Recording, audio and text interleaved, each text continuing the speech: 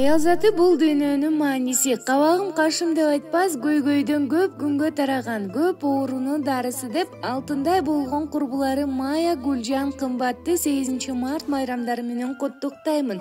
Жагымдуу болуп күнүңөр, бакытка толсун үйүңөр, жакшылык жандап ар качан кылымдап өмүр сүргүлө, ден соолукта жадырап аман эсен болгула деп Сабира айым куттуктайт.